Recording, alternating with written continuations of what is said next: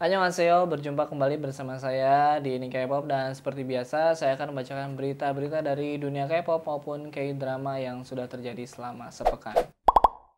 Berita pertama harusnya berasal dari masalah internal SM Entertainment. Tapi fuck lah, udah keseringan dan terlalu banyak drama di dalam tubuh SM Entertainment ini ya.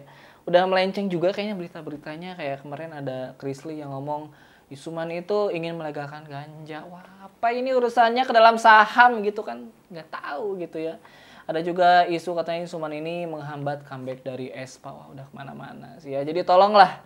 Itu kan Bapak Suman dengan Mas Krisli itu masih saudara gitu ya, keponakan gitu. Kalau ada masalah keluarga ya diselesaikan di keluarganya sendiri. Tidak perlu dibawa ke awak-awak media sehingga kami sebagai fans K-pop ini terganggu dalam menikmati lagu gitu ya.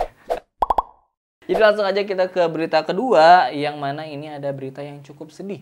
Karena ada satu girl band, yaitu Brave Girls, dinyatakan telah bubar. Nah, grup yang digawangi oleh Minyoung, Yujong, Eunji, dan Yuna ini sudah resmi bubar pada Kamis 16 Februari lalu. Sebagai lagu perpisahan, Brave Girls mengeluarkan single terakhir mereka yang berjudul Goodbye. Brave Girls sendiri sudah berkiprah di industri musik ini selama 11 tahun dan bernaung di bawah agensi Brave Entertainment.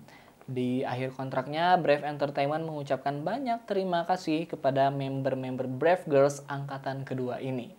Nah, kenapa disebut angkatan kedua? Jadi sebenarnya Brave Girls ini sudah dibentuk pada tahun 2011.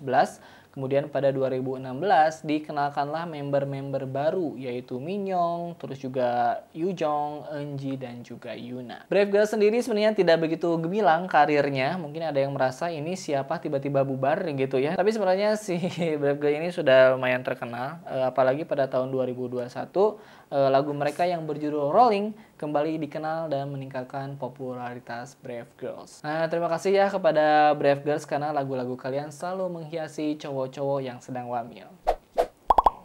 Berita selanjutnya ada berita yang menghebohkan khususnya bagi para ARMY ya. Karena tidak ada angin, tidak ada hujan, tidak ada uang.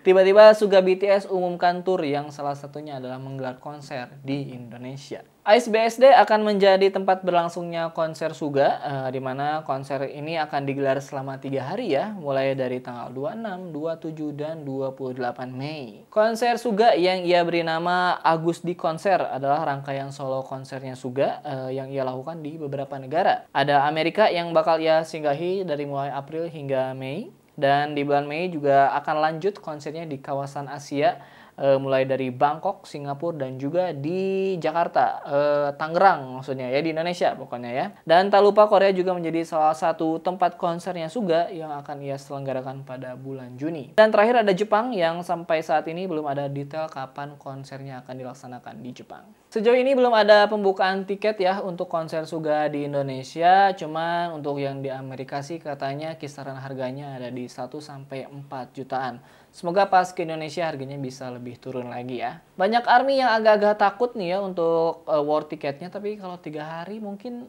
agak ya banyak lah gitu ya kuotanya. Tapi kalau misalkan melawan calo-calo emang agak menyebalkan ya. Karena calo itu kayak bisa nyuri aja tiket-tiket kita gitu ya. Tapi semoga aja yang mau nonton dikasih uang banyak, dikasih waktu, dan yang pasti dikasih kesempatan biar bisa nonton konsernya Suga. Jangan lupa sebelum nonton konser Suga harus jago nge-rapnya. Berita terakhir datang dari calon mertuanya Iseunggi, yaitu Kwon Miri, yang melakukan klarifikasi terhadap rumor kejahatan yang pernah dilakukan keluarganya. Nah, jadi seperti yang kita ketahui, Iseunggi ini akan segera menikah ya dengan kekasihnya, yaitu Lee Da-in. Nah, ternyata semenjak isu itu menyebar, muncul juga rumor soal keluarga Lee Da-in yang di masa lalu pernah melakukan penipuan besar. Kasus penipuan ini terjadi pada tahun 2011, yang mana konon katanya pelakunya adalah ayah dari Lee Da-in, yaitu Lee Hong-hun, yang mendapat tuduhan penggelapan uang. Saat itu Lee Hong-hun katanya menggunakan dana perusahaan untuk menerbitkan saham baru dan menambah modal. Lalu ia mengambil keuntungan dari tindakan ilegal itu sebanyak 26 miliar rupiah. Dan di tahun yang sama ia ketahuan dan akhirnya dijatuhi hukuman selama 3 tahun penjara.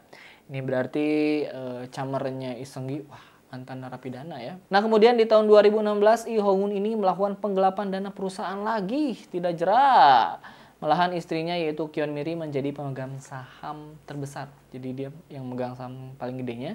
Dan makanya Kyon Miri ini juga terbawa dalam kasus penggelapan uang ini. Wah. Nah, baru di tahun 2023 ini, tepatnya pada 16 Februari lalu, Kyon Miri melakukan klarifikasi pada awak media. Menurutnya, keluarga kami tidak mendapat keuntungan melalui uang dari gugatan itu. Uang itu dimiliki oleh perusahaan dan tidak ada jumlah yang digunakan oleh keluarga saya. Terus kenapa dipenjara tuh ya tahun 2011 itu ya?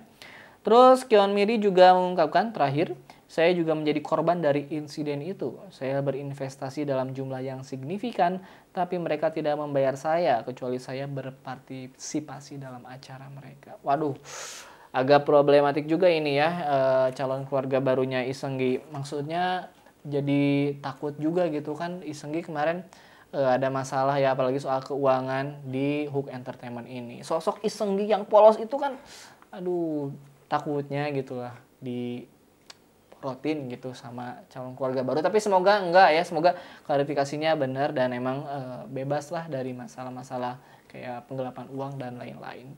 Biar Iseng gitu hidupnya tenang, habis menikah tenang gitu kan. Si orang baik ini jangan sampai dimanfaatkan lagi oleh pihak-pihak yang tidak bertanggung jawab.